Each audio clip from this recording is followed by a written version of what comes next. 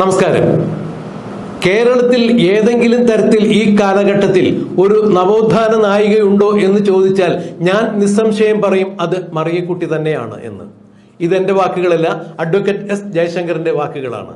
നവോത്ഥാനം എന്ന് പറയുന്നത് തനിക്കും തന്റെ സഹജീവികൾക്കും അർഹതപ്പെട്ട അംഗീകാരങ്ങൾ നിഷേധിക്കുമ്പോൾ, അവകാശങ്ങൾ നിഷേധിക്കുമ്പോൾ അവയ്ക്ക് വേണ്ടി പടവരുന്നവർ തന്നെയാണ് നവോത്ഥാന നായകർ എന്ന് വിശേഷിപ്പിക്കുക. അല്ലാതെ ശബരിമലയിൽ പോലീസിന്റെ സഹായത്തോടുകൂടി, പോലീസിന്റെ ഒത്താശയോടുകൂടി രായ്ക്ക് രാമാനം സ്ത്രീകളെ ശബരിമലയുടെ ആചാര അനുഷ്ഠാനങ്ങൾക്ക് വിരുദ്ധമായി കൊണ്ടുപോയി നടയിൽ ദർശനം നടത്തിക്കുന്നതല്ല നവോത്ഥാനം എന്നാണ് അഡ്വക്കേറ്റ് ജയശങ്കർ പറയുന്നത്. മറിയക്കുട്ടി അടിമാലി ടൗണിൽ പിച്ചതണ്ടൽ നടത്തി. അത് തീർത്തും പ്രതീകാത്മകമായിരുന്നു. ക്ഷേമ പെൻഷൻ മാത്രം കൊണ്ട് കഞ്ഞി കുടിച്ചു പോകുന്ന ഇവർക്ക് ബുദ്ധിമാന്ദ്യം സംഭവിച്ച ഒരു കുട്ടിയടക്കം 4 കുട്ടികളാണ്. പലരും പല വഴിക്ക് പോയിരിക്കുന്നു. എന്നാൽ സ്വന്തമായി മറ്റു വരുമാന മാർഗങ്ങളും ഒന്നും ഇല്ലാത്ത ഈ മറിയക്കുട്ടി ഇപ്പോഴും ക്ഷേമ പെൻഷനെ ആശ്രയിച്ചാണ് ജീവിച്ചു പോരുന്നത്. ക്ഷേമ പെൻഷൻ കിട്ടാതെ വന്നപ്പോൾ, അത് മാസങ്ങളായി നീണ്ടുപോയപ്പോൾ, മറിയക്കുട്ടി കഞ്ഞി കുടിക്കാൻ ഗതിയില്ലാതെ വന്നു കഴിഞ്ഞപ്പോൾ അടിമാലി ടൗണിൽ പിച്ചച്ചട്ടിയുമായി ഇറങ്ങുകയായിരുന്നു, ഭിക്ഷാടനം നടത്തുകയായിരുന്നു. ഇത് മാധ്യമങ്ങളെല്ലാം വലിയ വാർത്തകളാക്കി. എന്നാൽ തനിക്ക് ജീവിക്കാൻ വഴിയില്ലാത്ത വന്നപ്പോൾ അവർ ഒരു കാരണവശാലും മിണ്ടാതിരുന്നില്ല. ഹൈക്കോടതി അടക്കമുള്ള നിയമ സംവിധാനങ്ങളിൽ അവർ കേസുമായി പോയി. എനിക്ക് കിട്ടേണ്ട അവകാശങ്ങളും അധികാരങ്ങളും എനിക്കുണ്ട്. തീർച്ചയായും എന്റെ ക്ഷേമ പെൻഷൻ എന്റെ അവകാശമാണ്. എനിക്ക് തരാത്ത ഈ ക്ഷേമ പെൻഷൻ കൊണ്ട് സർക്കാർ ധൂർത്തടിക്കുന്നു. എനിക്കും എന്റെ സഹജീവികൾക്കും കിട്ടാനുള്ള ന്യായമായ അവകാശങ്ങൾ നിഷേധിച്ചുകൊണ്ടാണ് സർക്കാർ നവകേരള സദസ്സ് പോലുള്ള ധൂർത്ത് നടത്തുന്നത് എന്ന് പറഞ്ഞുകൊണ്ട് മറിയക്കുട്ടി ബഹുമാനപ്പെട്ട ഹൈക്കോടതിയെ സമീപിക്കും. ബഹുമാനപ്പെട്ട ഹൈക്കോടതി chief ജസ്റ്റിസായ Devan Ramachandran മറിയക്കുട്ടിയെ super star എന്ന് തന്നെയാണ് വിശേഷിപ്പിക്കുന്നത്. ഒരു കാരണവശാലും അവർക്ക് കൊടുക്കാനുള്ള ക്ഷേമ പെൻഷൻ കൊടുക്കാതെ സർക്കാർ ഇനി മറ്റു നടപടികൾ ക്രമങ്ങളിലേക്കൊന്നും തിരിയരുത് എന്നാണ് ജസ്റ്റിസ് ദേവൻ രാമചന്ദ്രൻ പറഞ്ഞത്. അവരുടെ ക്ഷേമ പെൻഷൻ നൽകുക, അല്ലെങ്കിൽ മാസങ്ങളോളമുള്ള അവരുടെ ജീവിത ചെലവുകൾ നിങ്ങൾ ഏറ്റെടുക്കുക, ഇതിൽ രണ്ടിൽ ഏതെങ്കിലും ഒന്ന് സർക്കാർ ചെയ്തേ മതിയാവൂ എന്നാണ് ഒരു ഉത്തരവിലൂടെ ജസ്റ്റിസ് ദേവൻ രാമചന്ദ്രൻ പറഞ്ഞ കാര്യങ്ങൾ. എന്നാൽ ഇത് തനിക്ക് വേണ്ടി മാത്രമല്ല, തനിക്കും തന്റെ സമൂഹത്തിനും ഉൾപ്പെടുന്ന, അല്ലെങ്കിൽ തന്നെ പോലെ അവശത അനുഭവിക്കുന്ന ആളുകൾക്ക് അർഹമായ സ്വാതന്ത്ര്യം, അർഹമായ നീതി നിഷേധിക്കപ്പെടുന്നത് കൊണ്ടാണ് താൻ ബഹുമാനപ്പെട്ട ഹൈക്കോടതിയിൽ പോയത്.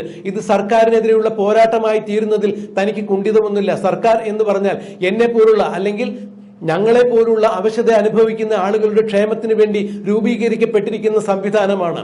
ഈ സർക്കാർ നേരായ രീതിയിൽ പ്രവർത്തിച്ചില്ല എന്നുണ്ടെങ്കിൽ ഇവിടെയുള്ള നിയമ സംവിധാനങ്ങളിൽ ഞങ്ങൾക്ക് വിശ്വാസമുണ്ട്, അവിടേക്ക് ഞങ്ങൾ പരാതിയുമായി പോകും. ഇതിന്റെ തെളിവായിരുന്നു ഹൈക്കോടതിയിൽ, ബഹുമാനപ്പെട്ട ഹൈക്കോടതിയിൽ മറിയക്കുട്ടി കേസ് കൊടുത്തത്. എന്തായാലും മറിയക്കുട്ടിയുടെ ഈ ഒറ്റയാൾ പട്ടാളത്തിന്റെ യുദ്ധം വിജയിച്ചിരിക്കുന്നു. ബഹുമാനപ്പെട്ട ഹൈക്കോടതി സർക്കാരിന് നിശിതമായി കുടഞ്ഞിരിക്കുന്നു. ഇത് സർക്കാരിനും തിരിച്ചടി തന്നെ ആയിരിക്കുന്നു എന്ന് വേണം ഇതിൽ നിന്ന് മനസ്സിലാക്കാൻ.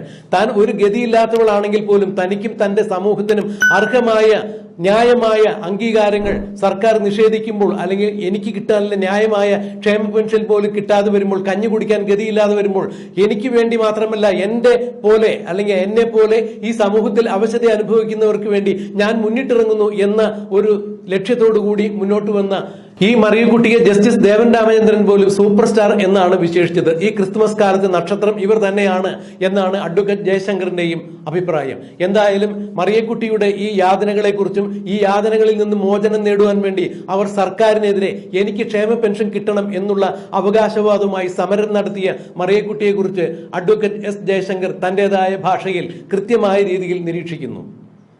സമൂഹത്തിൽ നടക്കുന്ന ചെറുതും വലുതുമായ പ്രശ്നങ്ങളെ തന്റേതായ രീതിയിൽ വിമർശിക്കുകയും വിമർശനാത്മകമായ സ്വഭാവത്തോടുകൂടി ആരെയും നിരീക്ഷിക്കുകയും ചെയ്യുന്ന അഡ്വക്കേറ്റ് ജയശങ്കർ കേരള സമൂഹത്തിന്റെ, അല്ലെങ്കിൽ കേരള മനസാക്ഷിയുടെ ഒരു പരിച്ഛേദം തന്നെയാണ് എന്ന് വിശേഷിപ്പിക്കാം. ഇവിടെ മറിയക്കുട്ടി എന്ന ഈ ഒറ്റയാൾ പട്ടാളത്തെ വളരെ വളരെ സ്നേഹപൂർവ്വം അഭിനന്ദിച്ചുകൊണ്ട് എസ് ജയശങ്കർ പറയുന്നത് നമുക്കൊന്ന് കേൾക്കാം. അഡ്വക്കേറ്റ് എസ് ജയശങ്കറിന്റെ വാക്കുകളിലേക്ക് പ്രേക്ഷകരെ ക്ഷണിക്കുന്നു. വിളക്കേന്തിയ വനിത എന്നറിയപ്പെടുന്നത് ആരാണ് എന്നൊരു ചോദ്യം ഞാനൊക്കെ സ്കൂളിൽ പഠിക്കുന്ന സമയത്ത് സാമൂഹ്യ പാഠ പരീക്ഷയ്ക്ക് ചോദിക്കുമായിരുന്നു. ഫ്ലോറൻസ് നൈറ്റിംഗൽ എന്നാണ് അതിൻ്റെ കൃത്യമായിട്ടുള്ള ഉത്തരം. ലേഡി വിത്ത് ദ ലാംപ് എന്നാണ് ഇവർ അറിയപ്പെട്ടത്. ക്രിമിയൻ യുദ്ധം നടക്കുന്ന സമയത്ത് ഈ സന്നദ്ധ പ്രവർത്തകരെ സംഘടിപ്പിച്ച് നഴ്സുമാരെ അണിനിരത്തി എന്നുള്ളതാണ് ഈ മഹതി ചെയ്ത ഏറ്റവും വലിയ സേവനം. അതുകൊണ്ടാണ് ഇവർ ലേഡി വിത്ത് ദ ലാംപ് അഥവാ വിളക്കേന്തിയ വനിത എന്നറിയപ്പെട്ടത്. അതുപോലെ കേരള ചരിത്രത്തെ സംബന്ധിച്ച ചോദ്യക്കടലാസുകളിൽ വരും കാലത്ത് ചോദിക്കാൻ സാധ്യതയുള്ള ഒരു ചോദ്യമാണ് ചാട്ടി ഏന്തിയ വനിത ആരാണ് എന്നുള്ളത്. അതിൻ്റെ ഉത്തരം മറിയക്കുട്ടി എന്നാണ്. അടിമാലിയിൽ ഇതുവരെ യാതൊരു പബ്ലിക് എക്സ്പോഷറും ഇല്ലാതിരുന്ന ഒരു വനിത. അവർക്ക് 86 വയസ്സ് പ്രായമായി. ഭർത്താവ് മരിച്ചിട്ട് വളരെ വർഷങ്ങളായി. 4 പെൺമക്കളാണ് ഉള്ളത്. ഈ സ്വത്തുവകകൾ കാര്യമായിട്ടൊന്നുമില്ല, ഉള്ളതൊക്കെ മക്കൾക്ക് വിധിച്ചു കൊടുത്തു. മക്കൾ തന്നെ പല വിധത്തിലുള്ള പരാധീനതകൾ നേരിടുന്നവരാണ്. ഒരാൾ മാനസിക വെല്ലുവിളി നേരിടുന്ന ആളാണ്, മറ്റൊരാൾ ജീവിക്കാൻ വേറെ യാതൊരു മാർഗ്ഗവുമില്ലാതെ പെന്തിക്കോസ്റ്റിൽ ചേർന്ന ആളാണ്. അങ്ങനെ ഓരോരുത്തരും പലവിധ കഷ്ടതകൾ അനുഭവിക്കുന്നു. അവർക്ക് ഒരു ഭാരമാകാതെ ഈ മറിയക്കുട്ടി ഇത്രയും നാൾ പിടിച്ചു നിന്നത് ഈ സർക്കാരിൽ നിന്ന് ക്ഷേമ പെൻഷൻ കിട്ടിക്കൊണ്ടിരുന്നതുകൊണ്ടാണ്. ഇപ്പോൾ അത് മുടങ്ങിയിരിക്കുന്നു. 3-4 മാസമായിട്ട് പെൻഷൻ കിട്ടുന്നില്ല. ഈ സാഹചര്യത്തിൽ മറിയക്കുട്ടി ആ ഒരു കൂട്ടുകാരിയുമൊത്ത് പിച്ചച്ചട്ടിയും ഏന്തി അടിമാലി ടൗണിൽ, അടിമാലി അത്ര വലിയ ടൗണൊന്നുമല്ല, എന്നാലും ഉള്ള ടൗണിൽ ഭിക്ഷാടനം ആരംഭിച്ചു. അത് നമ്മുടെ ഇവിടുത്തെ സിൻഡിക്കേറ്റ് മാധ്യമങ്ങൾ വാർത്തയാക്കി. നമുക്കറിയാവുന്ന കാര്യങ്ങളാണ്, നേരത്തെ ഇവിടെ പറഞ്ഞിട്ടുള്ളത് തന്നെയാണ്. വാർത്തയാക്കിയതിലും തെറ്റൊന്നുമില്ല, അവരുടെ ജോലി അതാണ്. പക്ഷേ നമ്മുടെ നാട്ടിലെ വിപ്ലവ പത്രം മറിയക്കുട്ടിക്ക് 1.5 ഏക്കർ വസ്തുണ്ടെന്നും പുതിയ വീടുണ്ടെന്നും അതിലുപരി ഇവരുടെ ഒരു മകൾ വിദേശത്താണ്, സ്വിറ്റ്സർലൻഡിലാണ് എന്നൊക്കെ അടിച്ചു വിട്ടു. ആ സമയത്ത് മറിയക്കുട്ടി വീണ്ടും പൊതുമാധ്യമങ്ങളിൽ പ്രത്യക്ഷപ്പെട്ട് ഈ വസ്തു എവിടെയാണ്, അതിൻ്റെ സർവേ നമ്പർ എത്രയാണ് എന്ന് സഖാക്കളോട് ചോദിച്ചു. മാത്രമല്ല വില്ലേജ് ഓഫീസിൽ ഒരപേക്ഷ കൊടുത്ത് ഇവരുടെ പേരിൽ 1 സെൻറ്റ് വസ്തു പോലും ഇല്ല എന്ന സർട്ടിഫിക്കറ്റ് വാങ്ങിച്ചു.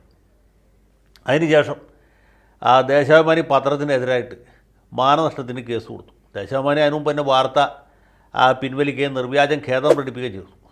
പക്ഷേ മാപ്പും കോപ്പും ഒന്നും ഇവിടെ വേണ്ട, അത് കോടതിയിൽ പോയി പറഞ്ഞാൽ മതി എന്ന ഉറച്ച നിലപാട് സ്വീകരിക്കും. ടെലിവിഷൻ ചാനലുകളിൽ വന്ന് സഖാക്കളെ വെല്ലുവിളിച്ചു. പാർട്ടിക്കും പ്രസ്ഥാനത്തിനും ഈ നവകേരള യാത്രയ്ക്കും തന്നെ വലിയ ക്ഷീണമുണ്ടാക്കിയ ഒരു സംഭവമായിരുന്നു. അതേക്കുറിച്ച് ഒരു വാക്കെങ്കിലും പറയാൻ നമ്മുടെ കാരണഭൂതനാകട്ടെ അദ്ദേഹത്തിൻ്റെ 20 മന്ത്രിമാരിൽ ആരെങ്കിലും ആകട്ടെ ഇന്നേ ദിവസം വരെ കൂട്ടാക്കിയിട്ടില്ല. പാർട്ടി നേതാക്കന്മാരൊക്കെ ഇതിനെക്കുറിച്ച് ചോദിക്കുമ്പോൾ ഞങ്ങൾ ഈ നാട്ടുകാരെല്ലാം മാവിലായിക്കാരാണ് എന്ന നിലപാടാണ് സ്വീകരിച്ചുകൊണ്ടിരുന്നത്. അതിനുശേഷമാണ് മന്ത്രി ബാലഗോപാൽ കനിഞ്ഞ് 1 ഗഡു ഈ ക്ഷേമ പെൻഷൻ എല്ലാവർക്കും വിതരണം ചെയ്തത്. പക്ഷേ ഇപ്പോഴും 4 ഗഡു ബാക്കി കിടക്കുകയാണ്. അതുകൊണ്ട് മറിയക്കുട്ടി ഭിക്ഷാപാത്രവും എടുത്ത് വീണ്ടും അടിമാലി ടൗണിലേക്ക് ഇറങ്ങണോ എന്ന് ആലോചിച്ചുകൊണ്ടിരിക്കുകയാണ്. അപ്പോഴേ ഈ സുരേഷ് ഗോപിയെ പോലെ അല്ലെങ്കിൽ പ്രതിപക്ഷത്തുള്ള പാർട്ടിക്കാരിൽ നിന്ന് ചിലരൊക്കെ കിട്ടിയ പോലെ ചെറിയ ധനസഹായമൊക്കെ ഇവർക്ക് കിട്ടി. ആ പൈസ എല്ലാം കൂടി സ്വരുക്കൂട്ടിയിട്ടാണ് തോന്നുന്നു ഇപ്പോൾ ഹൈക്കോടതിയിൽ റിട്ട് ഹർജിയുമായിട്ട് പോയിരിക്കുകയാണ്. റിട്ട് ഹർജി ചെന്ന് പെട്ടത് സാക്ഷാൽ ജസ്റ്റിസ് ദേവൻ രാമേന്ദ്രൻ്റെ മുമ്പിൽ വരുന്നു. അദ്ദേഹം സർക്കാരിനെതിരെ നിശിതമായ പരാമർശങ്ങൾ നടത്തി. സർക്കാരിന് ആഘോഷങ്ങൾക്ക് പണമുണ്ടല്ലോ, നവകേരള സദസ്സ് നടത്താൻ പണമുണ്ട്, കേരളീയം നടത്താൻ പണമുണ്ട്, അല്ലെങ്കിൽ സ്പീക്കറുടെ തുലികാനാമത്തിൽ പുസ്തകമേള നടത്താൻ പണമുണ്ട്, ഓണസദ്യ നടത്താൻ ക്രിസ്മസ് വിരുന്ന് ഒരുക്കാനും പണമുണ്ട്.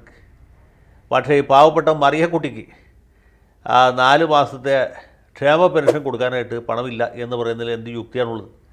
സർക്കാർ അഭിഭാഷകൻ പറഞ്ഞ് ഇത് കേന്ദ്രത്തിൻ്റെ കുഴപ്പമാണ്, കേന്ദ്രം പൈസ വന്നിട്ടുണ്ടെങ്കിൽ ഞങ്ങൾ അപ്പം തന്നെ ഒലത്തുമായിരുന്നു ഏതായാലും അങ്ങനെ മറിയക്കുട്ടി വീണ്ടും ഒരു സ്റ്റാറായിരിക്കണം.